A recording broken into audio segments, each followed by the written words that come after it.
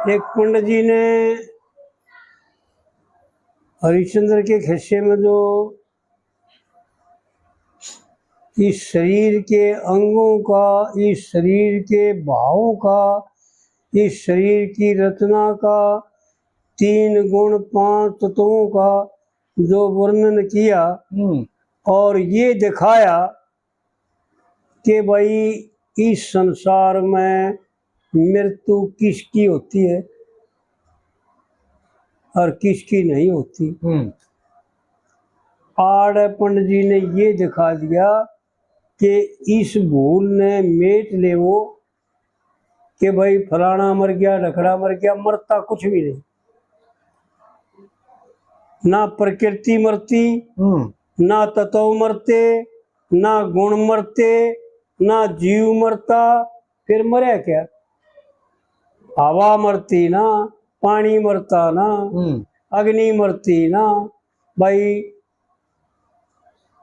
वायु मरती ना, फिर आकाश मरता ना जी, फिर मरे क्या भाई?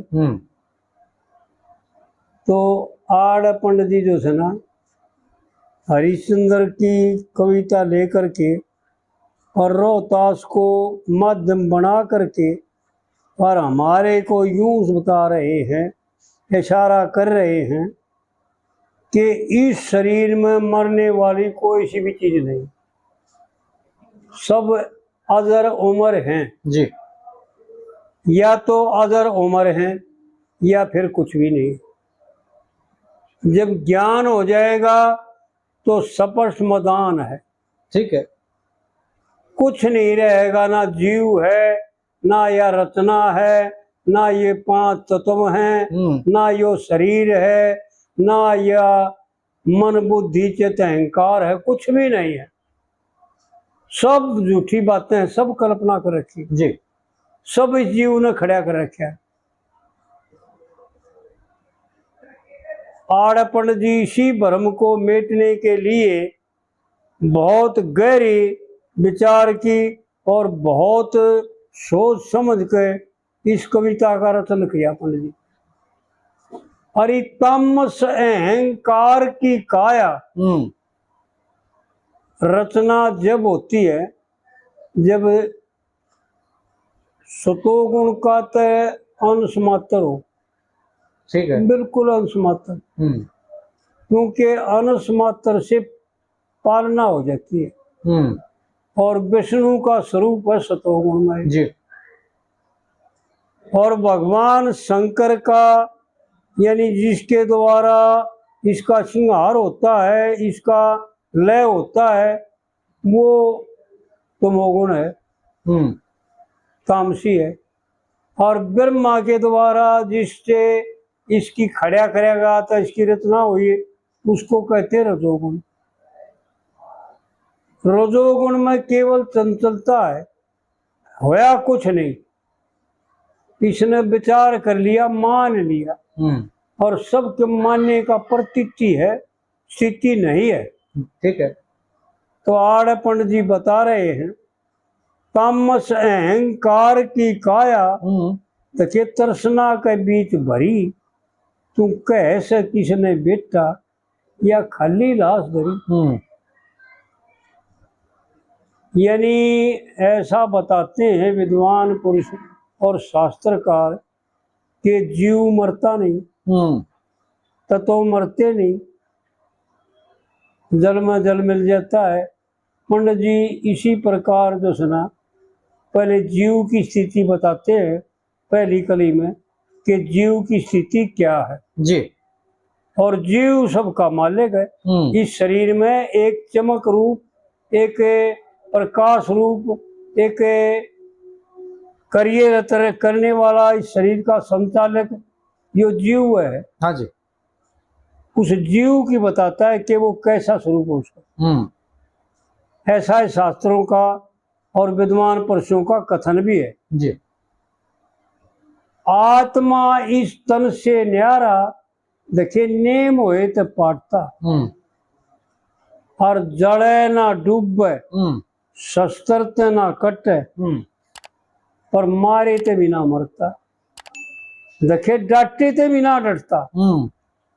जब इसको छोड़ करके जाता है, यो किसी काम का नहीं रहता, यो बेकारों के द्वारा बार बार फटपेड़े लगने से और यो रसहीन हो जाता है। इसमें किसी प्रकार का कोई रस नहीं रहता जी। इसमें केवल जैसे चीज भड़क चिंता ये रह जाते हैं। तो ये जीव इस शरीर को छोड़ देता है और नए शरीर ग्रहण कर लेता है। ऐसा हमारे शास्त्रकारों का और भगवान का गीता में अर्जुन के प्रति आदेश है कि जैसे मनुष्य पुराने वस्त्र उतार करके नए वस्त्र ग्रहण कर लेता है, उसी प्रकार यो जीव भी नमानि गृहाति स्वाय, नए शरीरों को त्याग करके और पुराने शरीरों को त्याग करके नए शरीर ग्रहण कर लेता जी। तो आड़ पंडित जी इस कविता में यूं बताते हैं कि जीव कुछ नहीं बिगड़ता। जीव आत्मा इस तन ते न्यारा नेम होए ते पाटता, और जले ना डूबे ना हवा में सूखे, काटे ते भी ना कटता, पर डांटे ते भी ना डरता। बता कौन सी चीज मरी तू कह से किसने बेटा खाली लाश गए। यानी मरता वरता कुछ भी नहीं है, मारने मरने वाला कोई नहीं है, सब तेरी कल्पना है, तेरा झूठा विश्वास है, तेरी झूठी मान्यता। और फिर दूसरी कड़ी में यूं बताते हैं कि तीन गुण किन किन के हैं और कहाँ चले जाते हैं जी। सतोगुण विष्णु पद में मिल गया और तमस शंकर में जी। देखे रजोगुण ब्रह्मलोक से मिल जा, ये तीनों अपने अपने घर में जी।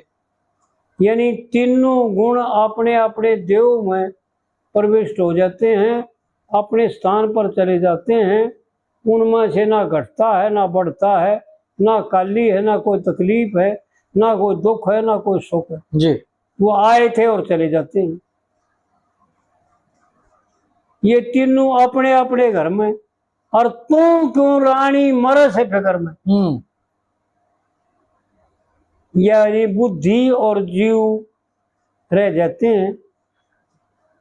बुद्धि चिंता करने वाली, फिक्र करने वाली, और जीव जो सना मन के द्वारा उद्यम करने वाला। तू क्यों रानी मरे से फिक्र में, बता कौन सी है चीज तेरी। इन मैन्यू बताओ कि इसका क्या कौन सा चीज है। ना कोई सतोगुण इसका, ना रजोगुण इसका, ना तमोगुण इसका, इसका कुछ भी नहीं है। और फिर तीसरी कली में इस शरीर की रचना बताता है। हाँ जी। एक बार मैं, एक हमारा भाई है ताऊ का लड़का, वो बोला, एक पंडित जी ने परावर के ने उसको बताया होगा कि भाई पंडित जी ने जो है कली बना रखी है, या इसका अर्थ क्या है। तो 52 और 32 मिला करके 84 होते हैं। हाँ जी। और 84 लाख योनि है। हाँ जी। और एक मेरे याद नहीं आ रही, 52 भैरू और 56 कुरु ये भी हैं। और ऐसा हमने सुनया विद्वानों से और जाना और देखा भी कुछ शास्त्रों में कि 11 तस्वर हैं जो ईश्वर का रूप धारण करते हैं जी, जो इस शरीर में कार्यरत है। ठीक है। और उनके 11 तिये 33 हो जाते हैं। 33वां एक परमात्मा होता है जो उन सब का बड़ा होता है, पूज्य होता है, और फिर 32 रह जाते हैं, और 26 से बंधन। उन 26 बंधना का पावन बन जाती है मात्रा। यानी कोई की सबड़, कोई की सबड़, कोई आ की, कोई ई की, कोई ऊ की, ये 52 बन जाती है जी। तो ये मिला करके इस शरीर के जो रत्नाकार हैं वो इस शरीर में इतने पुर्जे बताते हैं। 52 और 32 मिलकर 84 हो जाते हैं। और पंडित जी ने मेरे ख्याल में जहाँ तक भी वर्णन है पंडित जी का कविताओं का, वो कहीं बाहर नहीं बताई, शरीर की ही रचना बताई। जो शरीर में रचना है वह बताई, मारने की कोई वस्तु नहीं मिला कर बताई। तो आड़े बीच कविता में पंडित जी ने इस शरीर की रचना ही बताई। 52 32 का मेला रहा खवे से खवा खस्ता। यानी आपस में एक दूसरे से परस्पर मिल करके जो है ना कार्यरत होते हैं, और दोनों तरह की संपत्ति जो है ना इकट्ठी करते हैं, तमोगुणी भी और सतोगुणी भी, और कल्याणकारक भी और पाप नाश करने वाली भी। तो आड़ जो है ना पंडित जी ने इसलिए बताया कि 52 32 का मेला रहा खवे से खवा खास्ता। और जब यो मेला चले बिछड़ के, या चौथी कली तो नहीं कही, चौथी आगे जी आप सीधी, तीसरी कली रह नहीं, तीसरी रह गई जी। हाँ हाँ, मेरे ये ध्यान आया ना, 5 भूत का मेला सा था। यानी देख भाई गड़बड़ हो जाए, क्योंकि गुणों की का वर्णन तो कर दिया लेकिन तत्वों का वर्णन शेष बीच में रह गया। बिल्कुल बिल्कुल। और उनका वृत्तियों का वर्णन जा होया, जो इस शरीर में कार्यरत करती हैं, जो इसका वाहन करती हैं, इसको ले जाती हैं और इसके लिए धन इकट्ठा करके लाती हैं, उनका वर्णन चौथी कली का जा करे। तीसरी कली में पंडित जी ने 5 तत्वों का वर्णन किया। 5 भूत का मेला सा था, मन एक रूप टल गया। अंधकार पृथ्वी आकाशा, तीजे जल सूर्य रूप खिल गया। और प्राण शोक अक्षर से मिल गया, रहेगी आवागोण भरी जी, कैसे किसने बेटा खाली लाश धरी। यानी 5 जो तत्व हैं, आकाश, अग्नि, वायु, जल और पृथ्वी, ठीक है, उनसे जो सहयोग पिंड बनया, 5 भूत का मेला सा था, बन एक रूप टल गया।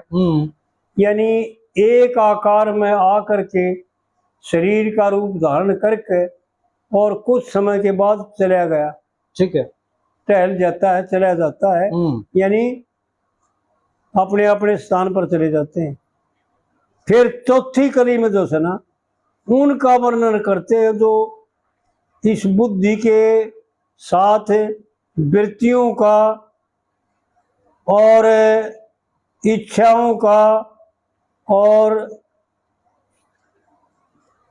भावों का जो समावेश है, वो 11 स्वर और 26 बंधन, जिनके द्वारा सारी विद्याएं ग्रहण करी जाती हैं, उनका वर्णन करते हैं पंडित जी।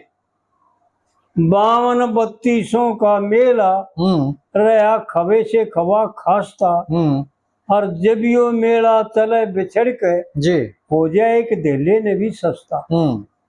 और कह लक्ष्मी चंद किस भूल में बसता, भाई हो जाए नहीं झगड़े तो बड़ी जी, कैसे किसने बेटा खाली लाश धरी। यानी झगड़ा क्या है ये विचार करके जब देखा जाता है ना, जो जिसमें सार ना हो, जिसमें कोई यानी आनंद का अनुभव ना हो, कोई सगुन ना हो, कोई शांति समाई किसी प्रकार का जो सुना सगुन ना हो, उसको कहते हैं झगड़ा। जी।